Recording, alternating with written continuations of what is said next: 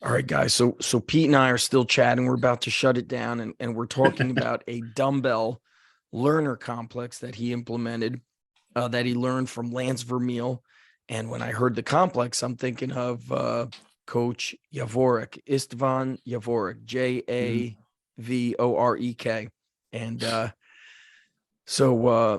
I said, Coach Javorek was teammates with the guy who made me cry. And Pete's like, who made you cry? So this is a great story, and I share it because I never know when people heard it. So Coach Javorek is from Romania, and my dad's from Romania. So I presented with him in Wake Forest, and I think Super D was presenting that year, so it may have been 2010, 2011. And he hears me calling my father Abba. He's like, who's Abba? I'm like, oh, my dad's from Romania, but went to Israel. He's like, I'm from Romania. I'm like, oh my God. I'm like, you probably don't know this guy, but when I was 13, my grandfather, took me and my older brother to a guy's house in the summer who put a gym in the downstairs of his house. It was like a bi-level house, but they called it a flat. And he was a weightlifter from Romania who came to Israel during all the communism stuff. And so they didn't know his name. They just called him Andre the Giant. So not the pro wrestler. They just called him Right. Andre the Giant. So we go to his house, knock on his door, and like my grandpa's like, these are my grandchildren. They're training for wrestling. And we heard you have a gym. What do we do? He's like, oh, you come here at like 6 p.m. It costs this much money. And he's like, okay, we'll drop them off later today. So we're there a little bit early, and Andre is training in the corner of his flat downstairs. So he had a pair of squat stands, and then the floor was cut out with like rubber in it, so the weights could crash into the floor, into the It's rubber. kind of like beveled, huh? Like Yep, that. was beveled, Yeah. and then the ceiling was removed so he could go overhead. And then the rest of the equipment was like some fixed barbells, like a universal machine, for leg press and bench press, tricep push down, lat pull down. People would go there and do a circuit. Well, I'm there a little bit early, so there's only some people in the gym. They're starting to come through. And when I say gym, picture a house with bedrooms and weights in each bedroom, like maybe like the master bedroom had like a tricep push down and like a seated Gorgeous cable house. row. Yeah. So I'm training, I started training in the end of 8th grade, and it's now, so I have like 6 weeks experience. And Andre's doing like snatches. I never saw anything. I never saw weightlifting. He was doing squat jumps with the bar on his back. He was doing split jerks, but instead of like holding his legs, he would like punch into the split jerk and immediately go back down. He would do them like in Like a a row. jumping jack almost. Yeah. Yeah, like punch, punch, punch. I mean, so aggressive, but like so perfectly smooth.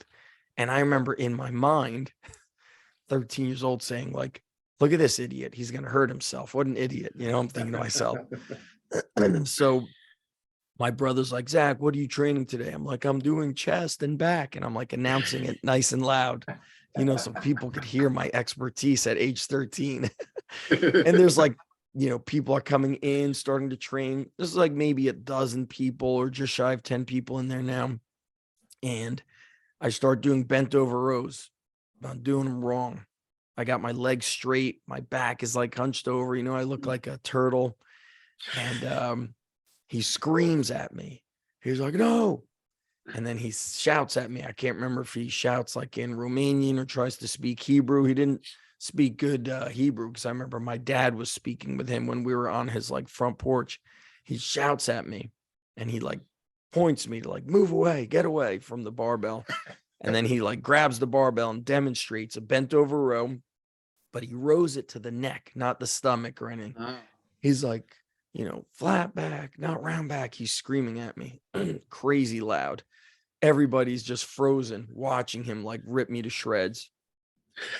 I leave his house, right? I go across the street. I'm standing on somebody's like sidewalk or front lawn. I'm crying.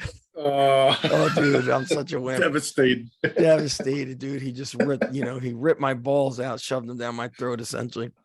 There's like 6 guys come outside. They're on the front of Andre's lawn.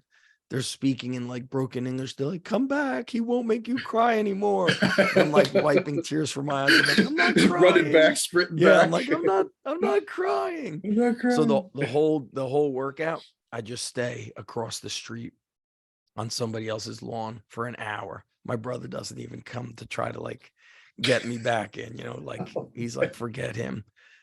My grandfather comes with my dad an hour, 15 minutes later in the car, and they're like, there's Zach, but where's Elon? Where's his brother? Like, that's it. Zach's standing out here on somebody else's lawn. So they're like, what happened? Why are you out here? Are you done early? I'm like, no, Andre, yelled at me. And then they're like, my grandfather's like, he yelled at you. You don't listen to him. He's like, you don't know nothing. He's like, you're an embarrassment to this family. Like, you don't listen.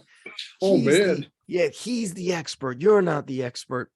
And my brother comes out sweating. He's got a great workout. So my grandfather's yelling the whole way back. He's like, you listen. You're in his gym.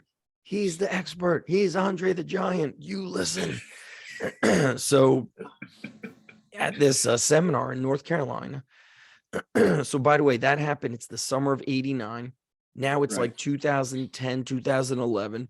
So we're like, I don't know how many years later that is, 20 plus years later. I'm like, oh, I tell him about him. He's like, oh my God.